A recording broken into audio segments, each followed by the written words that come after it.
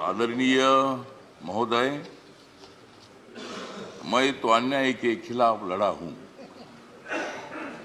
मैं तो अन्याय के खिलाफ लड़ा हूं, इसलिए आपको बधाई देने के लिए यहां खड़ा हूं।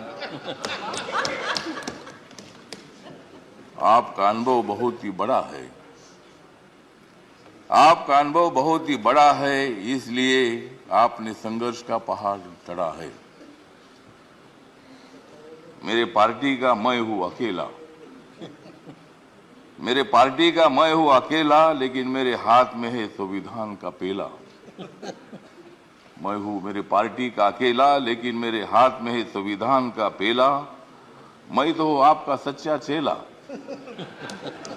मैं तो हूं आपका सच्चा चेला, मुझे मत छोड़ो अकेला।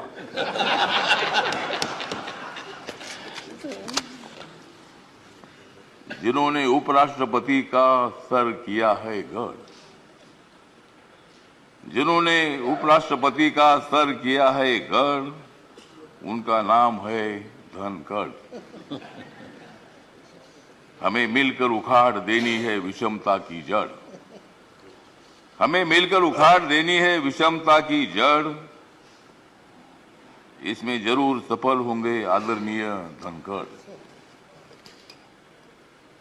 हाउस में जो सदस्य करेंगे फ्रैक्शन,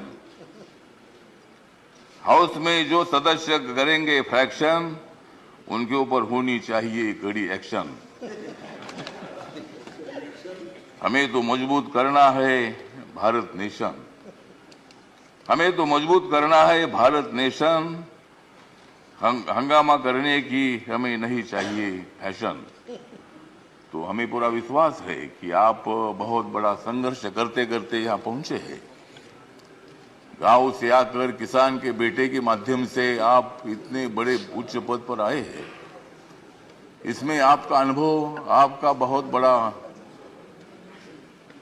संघर्ष है। बहुत बड़ा काम आपने किया है।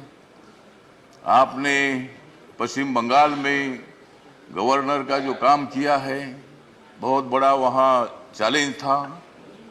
वहाँ काम करना बहुत बड़ा मुश्किल था, लेकिन आपने बंगाल में बहुत अच्छा काम किया है। और बंगाल में अच्छा काम आपने किया है, इसीलिए आपको यहाँ लाने की कोशिश जरूर हुई है। मतलब आप एक संघर्षशील नेता है। मतलब वहाँ अगर आपका काम ठीक नहीं होता था तो शायद ये पद आपको मिलना बहुत बड़ा मुश्किल था, लेकिन आपने बहुत अच्छा काम किया है। ठीक बात है, बंगाल भी अपना ही है, सभी बंगाल के नेता भी अपने हैं। देश का एक वो राज्य है, और कोई भी राज्य हो, यहाँ किसी पार्टी की सत्ता आती है जाती है, कोई मुख्यमंत्री होता है, कोई नहीं होता है। कभी हम भी मतलब 3 बार सांसद रहे लोकसभा में, और मैं शिरडी में मैं हार गया, लेकिन मैं घर में बैठा नहीं। मैं घूमता रहा। मैं कांग्रेस पार्टी के साथ रहा। कांग्रेस पार्टी के मेरे सभी दोस्त हैं, समाजवादी पार्टी के मेरे दोस्त हैं, कम्युनिस्ट पार्टी के मेरे दोस्त हैं, और अभी बीजेपी के मेरे दोस्त हैं। मैं सब बीजेपी के साथ मैं आया हूँ, और भारतीय जनता पार्टी के साथ मैं इसलिए आया हूँ कि मुझे शिरडी में हारा गया। मुझे मंत्री नहीं बनाया, फिर मैं उधर क्या करूं। तो इसीलिए मुझे मतलब कांग्रेस पार्टी को छोड़ना पड़ा, और मैं नरेंद्र मोदी जी के नेतृत्व में सबका साथ सबका विकास दिख रहा है सारा प्रकाश। मतलब ये जो प्रकाश दिख रहा है, तो नरेंद्र मोदी जी के नेतृत्व में मैंने निर्णय ले लिया कि मैं बाबा साहब अम्बेडकर जी का अनुयायी हूँ। बाबा साहब अम्बेडकर जी ने सत्ता में आना चाहिए बताया है। मेरी अकेली पार्टी सत्ता में नहीं आ सकती है, किसी के साथ मिलकर ही सत्ता में आ सकता हूँ। और मेरे पार्टी का मुझे लोग पूछते हैं कि तुम्हारा पार्टी का एक भी लोकसभा में मेंबर नहीं है, तो भी आप मंत्री कैसे हैं। तो मैंने बोला, आप माननीय नरेंद्र मोदी जी को जाकर पूछो, मतलब मैं कैसा मंत्री हूँ। मतलब मैं अकेला हूँ, लेकिन मेरे पार्टी के लोग पूरे देश भर में है।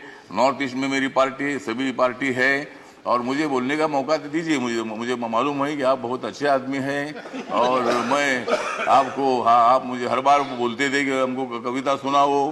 अगर आप मुझे ज्यादा बोलने के लिए देंगे तो मैं कविता सुनाऊंगा, नहीं तो एक भी कविता नहीं सुनाऊंगा। तो ठीक बात है, तो इसीलिए मतलब कविता सुनाता भी रहूंगा। और आप एक अनुभव है, तो इसीलिए अपोजिशन को भी आप मौका दीजिए, हंगामा करने के लिए मौका दीजिए, लेकिन एक आधा दिन हंगामा करने के लिए मौका दीजिए, दूसरे दिन एक्शन होना चाहिए और हाउस का काम भी मतलब चलना चाहिए। इसीलिए आप एक सर्वोच्च हाउस के आप चेयरमैन बन गए हैं। इसीलिए मैं, मेरी जो आरपीआई है, रिपब्लिकन पार्टी है, गरीबों की पार्टी है, दलितों की पार्टी है, इस पार्टी की तरफ से मैं आपके साथ हूँ। मैं हमेशा आपको साथ देता रहूंगा और आप मुझे बोलने का मौका देते रहो। जय जय भीम, जय भारत।